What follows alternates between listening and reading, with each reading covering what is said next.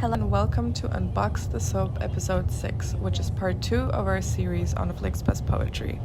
First up, we have a piece by Luke Worthy called Internationale Bussy.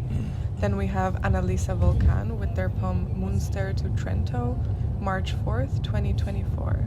Next is Susanna Olmi, A Bus Ride into the Night, after which our own Franek Dziduch with his poem Flixbuse. And finally, Who is Driving This Bus by Emily Marie Passos Duffy.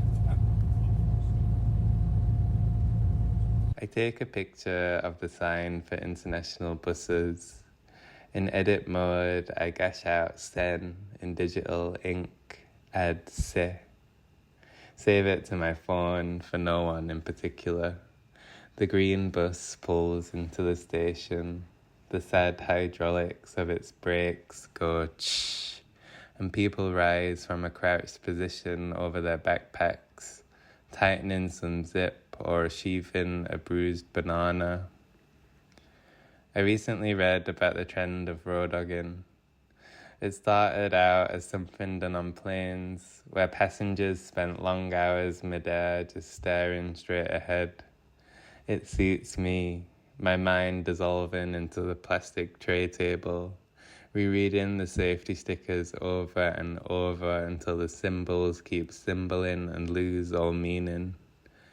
I decided I probably needed that level of a detox and got a lift to Eindhoven bus station.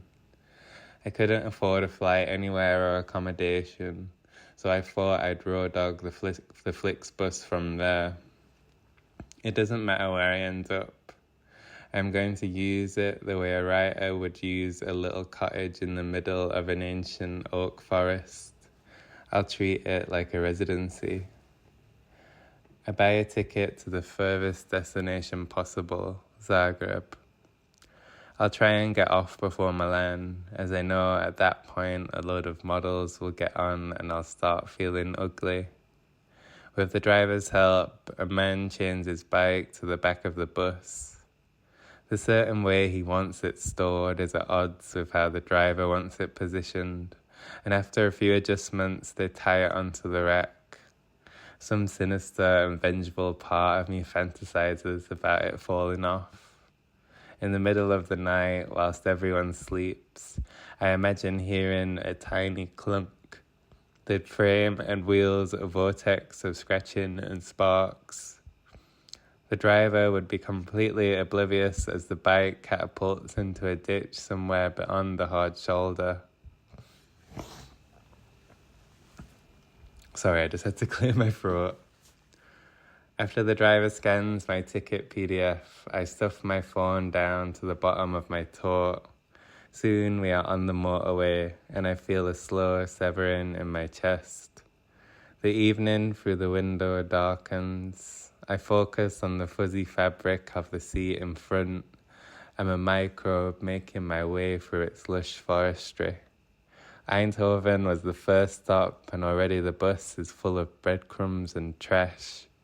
The movement lulls me. I need dopamine, so I start thinking about cock. The scenery scrolls past. I was once on a National Express from Heathrow to Sheffield and saw a queen pull out a Tupperware box from her bag, the popped-off lid letting out a beefy smell. She was eating a cold cottage pie with her hands, wiping the mesh that congealed beneath her fingernails onto her leggings. There I was, starving, folding my legs over my carry-on as I didn't want to take up any more space. Was anxious about losing my belongings. Every part of the situation screamed, how alive are you willing to be? I can't stop seeing stuff and mentally saying me or mood. It could be a pylon, a bubblegum stain, a used tissue. The poet in me is always desperate to connect one thing to another. The chronically online queer part craving the dissolution that it brings. I can tell by the grainy surface quality of the road that we're in Belgium. The sound of a flush wakes me up. The toilet is only 3 rows in front, the wheel of the door lock a protective red. The inhabitant doesn't emerge, and I start hearing a trail of whimpering, a sob stifled through the door. Without my phone, I have no way of measuring the passage of time. 20, 30 minutes must have passed, and the cries from the toilet only become more pronounced. I slinker down the aisle, careful not to disturb my fellow passengers who are either asleep or illuminated by screen glow. I'm not usually this confident or concerned. More than that, I'm curious. I knock gently, a murmur in response. I stand in the stairwell, hearing a person beyond quietly compose themselves. The smell is what you'd expect. Piss sloshing around a tank. A man in his 30s opens up and I begin to feel awkward, like I've intruded on something deeply private. I mask my concern and pretend I just need the toilet myself. I'm sorry, he says, stuffing some of the one-ply roll into his pockets. Are you okay? I ask.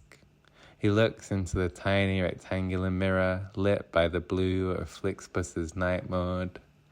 Yeah, it was just a scene in a movie, he says. Oh, I get it. I cry at everything these days, I say, and it's true. I don't know whether to start flirting or talk about Cars 3. His eyes are salty lagunas glistening beneath the LEDs. It wasn't even that the movie was sad, he went on. It was just an image. It released all this. He opened his hands, gesturing at the snot-filled tissues and the soaked front of his shirt.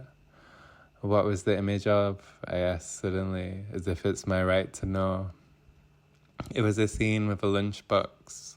There were stickers on the front, a sandwich and an apple placed neatly inside. Something about it felt so right. I nod emphatically. I'm not going to psychoanalyze him. I love how open you are about it to me, I say, wondering if he studied effect theory. He must have. We begin speaking about where we are going. He's heading back to Lombardy for the weekend. I tell him about my residency on the bus. I wonder what would happen if we pulled that, I say impulsively, pointing at the emergency alarm next to the toilet seat. I think it ejects you out of the bus, he says, grinning. I kinda wish that was true. Standing in the stairwell without any tether to the horizon, my travel sickness creeps up.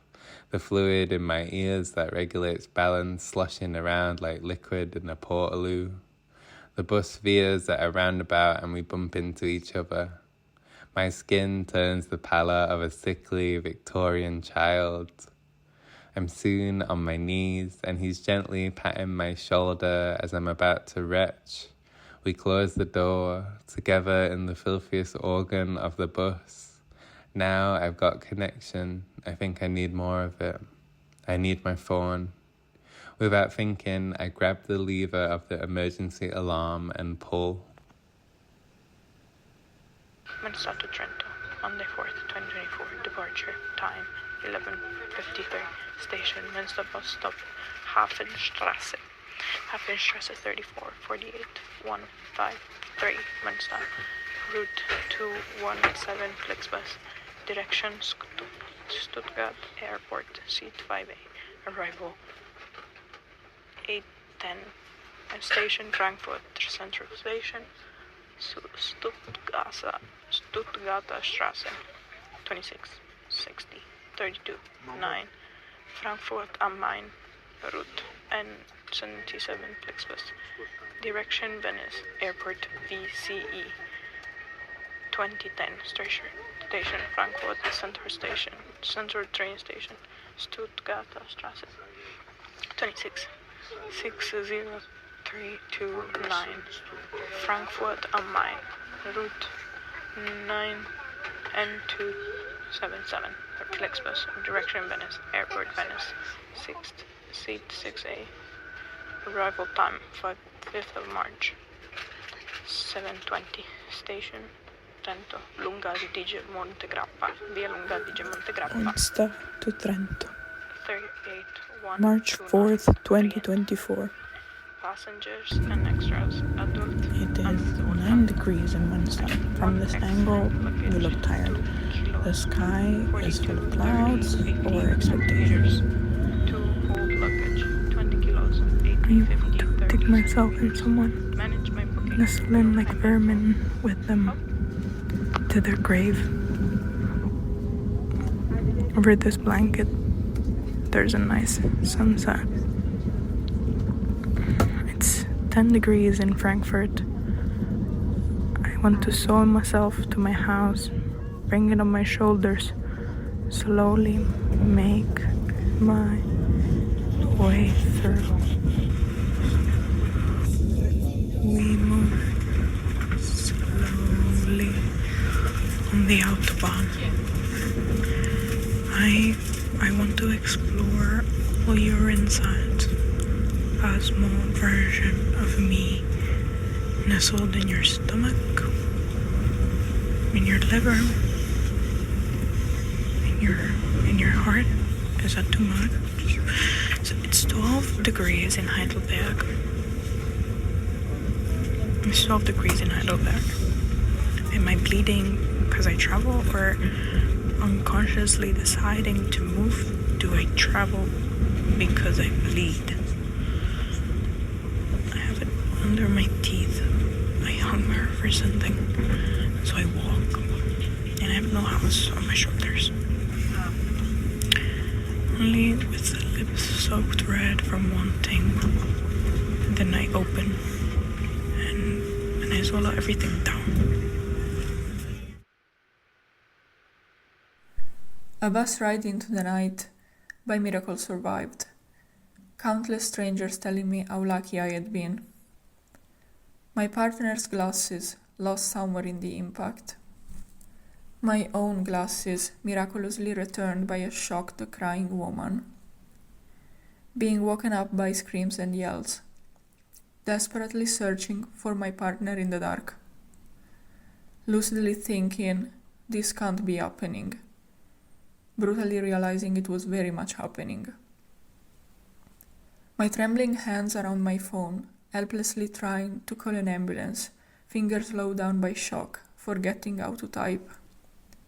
Street signs in a foreign language, as foreign as the reality I had fallen into. My bag in a deserted Swiss police basement, the reminder of all I miraculously had not lost. A handful of cookies the following day, and the realization that I hadn't eaten in more than 12 hours. Thinking how 12 hours was yesterday and a lifetime ago. My face covered in dark, shockingly warm blood. My confusion in understanding what exactly of me was bleeding and how much.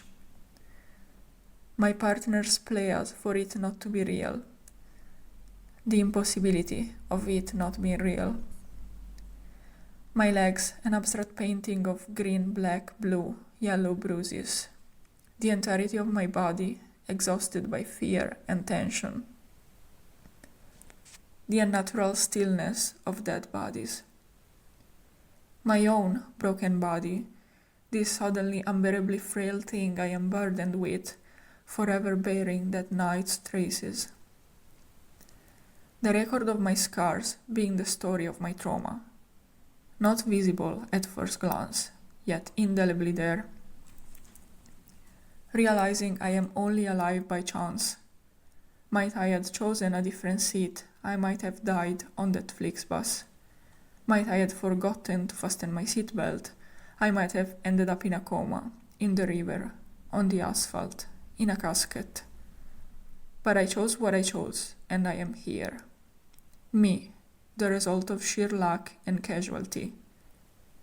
That lime green shade repels me with memories now, makes my skin crawl. Buses have been out of the question for years. Cars are to be avoided whenever possible. Planes, for some reason, make me feel like it is all about to happen again. I take pills to deal with being trapped in moving objects now, and I talk to a therapist about it. I take deep breaths and draw circles and count numbers in my head, distracting my mind from the unbearably tangible chance of dying. It is not always successful, this process, nor pleasant.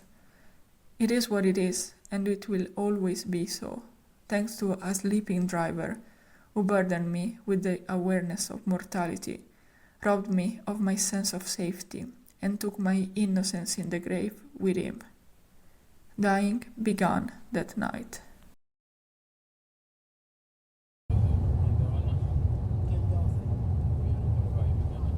Nigdy nie pamiętasz, która poduszka jest moją ulubioną. You never remember which pillow is my favorite. I have to repeat, it's the one with the blue cover and lavender seats which no longer smell when you say a joke. You laugh noiselessly, exhaling, half sleeping, the lights flashing monotonously, subdued conversations. A phone rings. Someone answers. A stop in Lille, next one in Antwerp. How long is the break? 15 minutes. Just enough to go pee and fill up the water bottle. Is this liminal space? Facebook group. Look, here is the hotel where we stayed in October. The elm trees had the time to bloom, shed their leaves and bloom again. You're drawing circles with a finger on my hand, and you laugh noiselessly, exhaling. The engine rattles in a foreign language. Half-light. Here is the head. The hand envelops the torso. Wake up. We're here.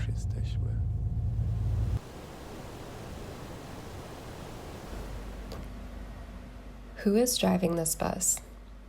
A series of summer vignettes, Flixbussin around Portugal. Dear Inbox Intimates, I fucked off for most of July, but we're so back. I've often thought of this newsletter as something like notches on a wall or rings on a tree, a core sample of my own interior landscape that I'm able to share with all of you. Growth wrapping itself around a center I can't name. I consider an older version of myself examining the rings. This year there was blight, heartbreak, war. This year the flowers bloomed early. This year was exceptionally hot. This year the rain didn't come like it was meant to. I've been asking myself recently why I continue to write. What is the purpose of working with language when we are experiencing so many horrors beyond words? I don't know. I used to say that writing was my way of making sense and meaning. The more I read and study and live, the more uncertain I feel, like standing on a beach at night and staring out at the place where ocean and sky conspire into one dark void. I've also asked myself a lot recently, who is driving this bus? I mean that within the scope of my own small life and also collectively. Ask anyone, and you may receive a range of answers. God, the ruling class, the final bureaucracy boss. I don't know. For this 2-in-1 midsummer edition of Big Moods, I've compiled some impressions in no particular order. Some on the bus, and some off the bus. Little windows into a summer spent only in Portugal. I missed this season. Here. Home in Lisbon. If you tie a cherry stem in your mouth in your kitchen, and no one is around to see it, are you a single, childless woman in her 30s? I do it again and record myself as evidence. It takes 4 minutes and 19 seconds. I'm determined not to reference any sort of online tutorial. Just me, my tongue, my teeth, and the pliable stem of a stone fruit, the way God intended. Wax melts down the neck of a wine bottle in ropey streaks. My cat vomits on the hardwood floor. The tower fan oscillates. I ignore my phone. There are heat waves all over the United States. Here, it's just summer. Coimbra to Lisbon, evening. A man at the front is standing. The bus driver starts yelling at him to sit down. It's giving road trip dad. He threatens to pull the bus over. Everyone is watching Portugal versus France on their phones. Track lighting in the aisle glows green. I fall asleep with my mouth open, breathing stale bus air. At one point, the bus driver pulls into a gas station.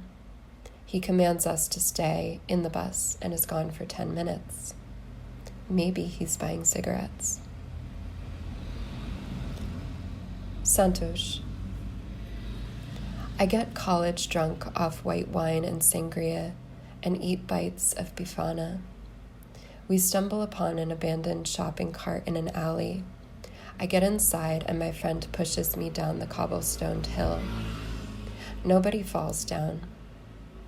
She parallel parks the shopping cart and we continue on to another areal, teeming pockets of block parties for saints. Pimba music pumps through the speakers, and suddenly we're packed in line, the sardines piled on plates and laid on slices of bread. It begins to rain and I open my umbrella. Standing on a curb above the crowd, my eyes grow heavy. Lisbon to Lagos. When every hour feels like a preamble, when the colors of sunset make melted wax. I watch sunset after sunset, at miradouros, on hills, at beaches, the colors bleed into one another. I briefly think of the damage I've been doing to my retinas, ogling these sunsets and marveling at their colors. Under the prompt, let's make sure we're on the same page about, someone on a dating app writes, sunsets are an ordinary occurrence, and enjoying them is not a feature of personality or taste. I delete the apps. Sesimbra. Dozens of lounge chairs rotate through the afternoon like a collective sundial, on a grassy poolside plain overlooking the ocean. My friend and I stay in a hotel that likely hasn't been updated since the 60s. Dark wood paneling, surreal tapestries everywhere. A helm out of context behind a velvet rope. 2 spiral staircases and one made of stone. Small old elevators that move slowly, buttons that need to be punched to register the floor. People at breakfast buffets make me anxious. Glassy vacation faces moving zombie-like through the assortment of breads, fruits, and cheeses. It's very possible that I am also making other people anxious. Maybe I bring an aggressive and over-caffeinated vibe to the breakfast buffet that others don't like. Seeing families on vacation sometimes makes me feel a little sad. Speedboat in Lagos. 2 friends and I don bright orange life vests for a caves tour in Lagos. The last time I was in these caves was 10 years ago, by kayak. Then, I remember walking through the town square at 6 a.m. in a purple dress after spending the night on the beach with a bartender I'd met that evening. I think one-night stands create spatial memories more than anything else. I remember very little about the person I was with or what connected us initially. I do remember the beach, the sand. I remember someone's house we smoked weed in. I remember the night sky. This trip looks very different. We enter into a portal that is in the shape of an unnamed store. My friends call it the magic store. I don't know what they're talking about. And then I go in to see for myself. Linen on linen on linen. We all enter a fugue state. Most of the garments are one size and miraculously fit all of us. Linen pilled in Lagos. Who was driving the boat then? Who is driving the boat now? Woman dinner.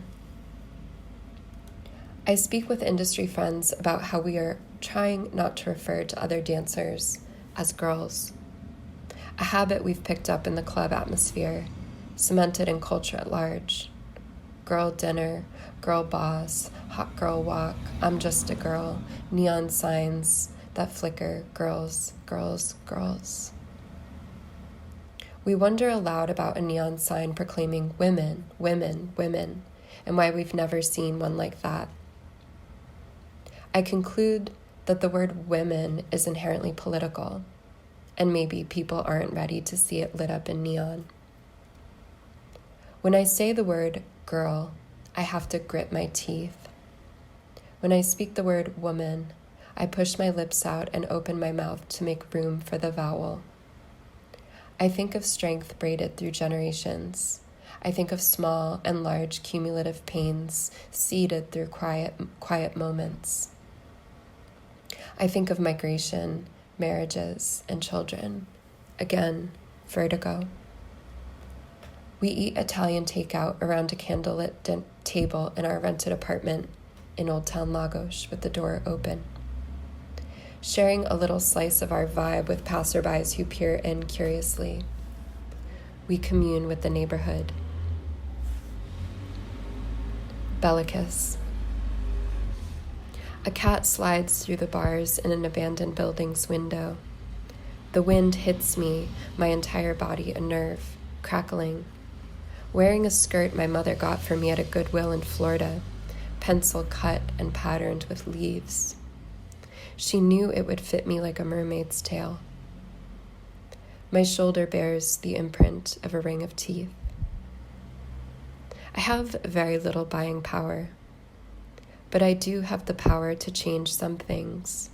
For example, my toenails are very long and they bother me, so I will cut them. Neighborhood. I walk past a man fervently listening to a voice note like he's eating a nectarine. I'm hit with a wave of grief so intense it feels psychedelic. I see things that could be interpreted as signs, and I tell myself, it's just a coincidence. It can't hurt you. I consider a litany of coincidences that have inserted themselves in my path in recent months and try to strip them of their meaning one by one. Orange peels meant for the compost. They're just coincidences. They can't hurt you.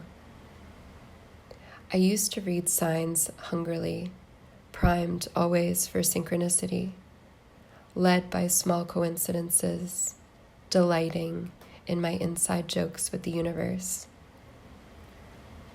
Lately, I've been feeling like I never really knew how to read. The pile of peels grows. I take a break from delight. A top skim of my notes app reads things like, get this papasan chair, link. The closure of a karmic cycle. I had a dream last night that, by a man's cowardice,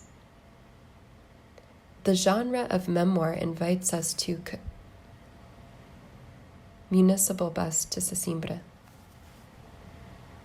I'm convinced there is nothing a night walk can't cure. Sun-warmed berries and salted fish. Castle on a hill, and we walk through its bones. Thread through the turrets and ancient grain stores. When in doubt, sparkling water with lemon and an espresso. When in luteal, sparkling water and Earl Grey tea. Postscript. a phenomenon wherein you slowly adopt the worst traits of the person you miss the most, until you wince at the hypocrisy of the critic you once were. High summer air at night feels like a warm bath. Now just one more time on the skin, one more lap around the park. Make it last, make it count. Full moon and a campaign announcement. Feast day of Mary Magdalene and a plump waning gibbous. You think, please, take me to the people who have organized through conditions worse than these. You think, where are those people and how do I find them? Who is driving this bus? Who could drive it in a pinch if they needed to?